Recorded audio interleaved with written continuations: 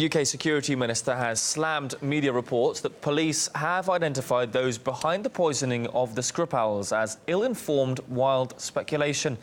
On Thursday, the Press Association news agency, citing their source close to the probe, claimed the perpetrators have been found, and it set the media abuzz.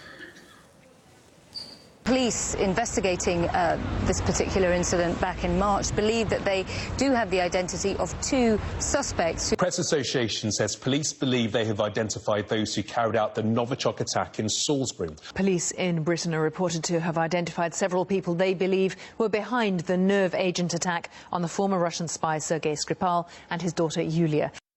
Now, the media frenzy was sparked by just one tweet from a news agency. It cited a source claiming that UK police have identified the suspects behind the Skripal poisoning.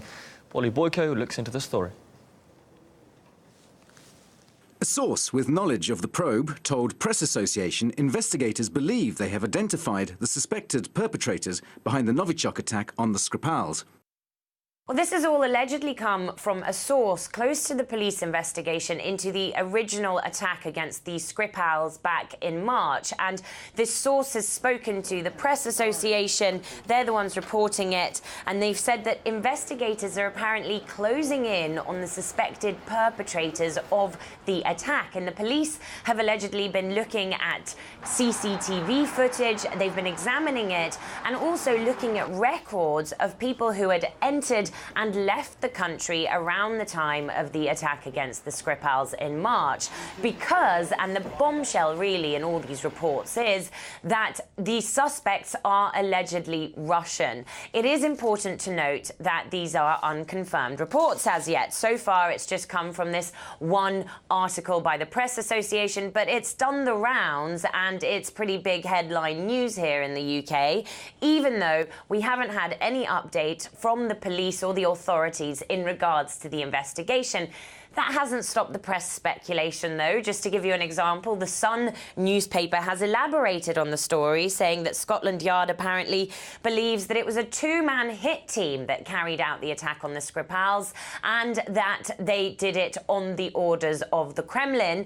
And furthermore, that the pair are thought to have left the UK for Russia the morning after the attack. And to quote the newspaper, they're thought to be under the protection of President Vladimir Putin. So that's the sort of reports that are in the press here right now. Moscow has consistently denied any claims of wrongdoing, even though the British government pointed the finger squarely at the Kremlin in the days after the attack, saying that it's highly likely that Russia ordered the poisoning. And now, following these new unconfirmed reports, the Russian ambassador to the UK, Alexander Yakovenko, has already responded. Take a listen. Now we see only leaks to British media, and official statements from the Interior Ministry or Scotland Yard are absent. Nobody in this world has official information concerning what exactly happened in the UK.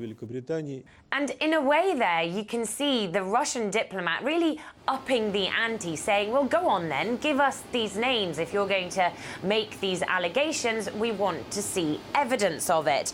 And we've just got a line from the Russian Foreign Ministry as well. They've said that if the UK keeps these alleged Russian suspects classified, if this case becomes secret, well, then Moscow will regard it as a cover-up of the perpetrators. So there's clearly a sense of increasing frustration here, I would say, from the Russian side, that the British media can sort of go on making these allegations almost indefinitely without a shred of evidence from the authorities and without any official statements from the police investigation to back it up.